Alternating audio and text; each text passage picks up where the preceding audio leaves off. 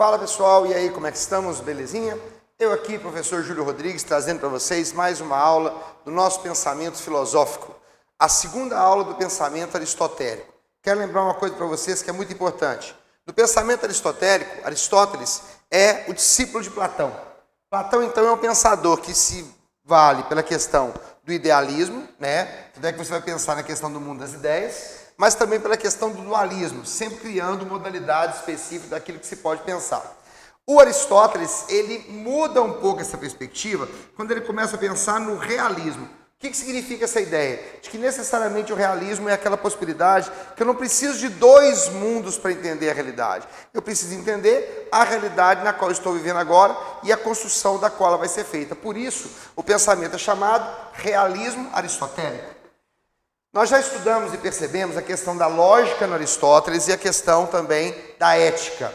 A terceira modalidade que eu trago para vocês hoje é o pensamento metafísico do Aristóteles. O que isso significa, Júlio? Eu ouço falar muito de metafísica, mas eu não entendo do que ela está falando, do que ela está trazendo em termos de reflexão.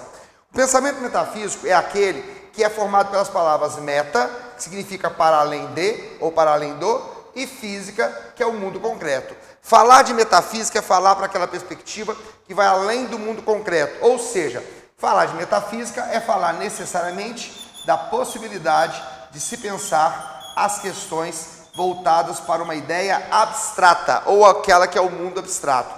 Por isso, Aristóteles desenvolve 3 ideias essenciais na metafísica: Deus, o mundo e o ser. Quem é Deus para Aristóteles? Para Aristóteles, Deus é o grande criador. Só que ele vai ter uma condição muito mais realista. O que significa? Ele é um motor imóvel. O que quer dizer isso? Ele muda as coisas sem que necessariamente ele mesmo tenha que mudar. Pensa em você. Quando você vai criar alguma coisa, você cria a partir de uma realidade que você já concebe, que você já compreende.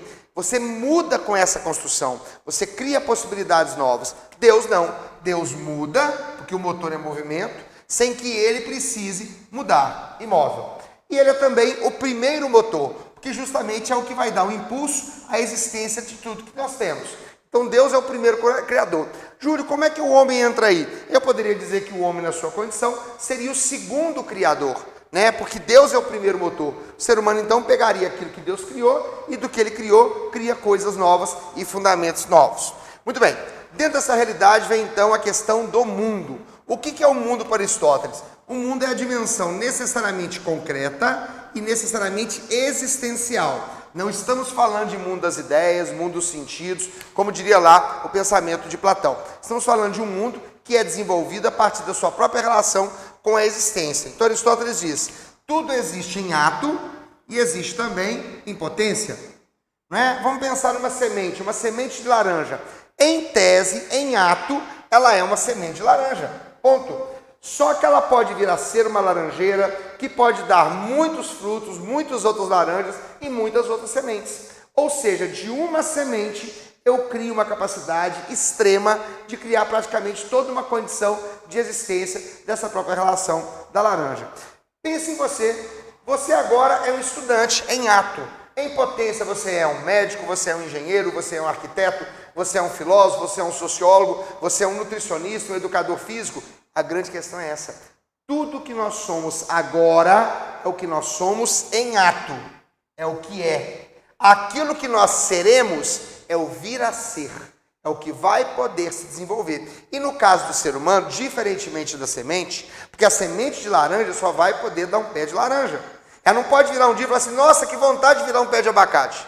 O ser humano pode. Por que o ser humano pode? Porque o ser humano pode se sentenciar, se construir nessa relação de escolher o que ele quer ser. Você pode ser médico, você pode ser engenheiro, você pode ser astronauta, você pode ser o que quiser. Aliás, você pode ser até mais de uma coisa, porque lhe é lícito essa condição. Ok? Então, Deus, motor imóvel, primeiro motor, mundo, ato e potência. Aí vem a questão do ser. O que é o ser? O ser é aquilo que existe. Aristóteles formula essa ideia pensando que nada vem do nada e tudo necessariamente tem uma finalidade. Ou seja, as coisas não nasceram à toa ou não foram concebidas à toa. Então ele formula 4 causas que fazem com que as coisas existam. 4 causas da existência dessas coisas. A causa material, a causa eficiente, a causa formal e a causa final. O que é a causa material? É a matéria da qual esse ser é composto. O que é a causa eficiente? É aquele que pega esse ser e o transforma. É eficiente nele. O que é a causa formal? É a forma que esse ser vai ter. E a causa final, a finalidade a qual ele vai dar conta de existir. Turma, vamos pensar, por exemplo, numa árvore. A árvore é a causa material, é a madeira. Esta causa material vai fazer com que eu possa tomá-la e construir, por exemplo, uma mesa de jantar. Eu sou a causa eficiente. O marceneiro é a causa eficiente. Então ele trabalha onde? Sobre a matéria. Quando esse arquiteto, quando esse marceneiro trabalha, ele faz com que ela tenha uma forma. Qual a forma? A forma de uma mesa. Para qual finalidade? Mesa de jantar. Eu poderia pegar aquela mesma árvore, aquela mesma madeira, ser o mesmo o arquiteto, ser o mesmo marceneiro nela e fazer com ela, por exemplo, um quadro branco. E fazer com ela, por exemplo, uma cadeira. Quem definirá a forma e a finalidade dessa matéria vai ser a causa eficiente, que é o Criador. Beleza, galera? Espero que vocês tenham entendido, espero que tenham entendido bem Aristóteles, porque aqui nós fechamos o pensamento do maior pensador conhecido fora da Grécia, que foi o próprio Aristóteles. Grande abraço, até a próxima e nos vemos por aí.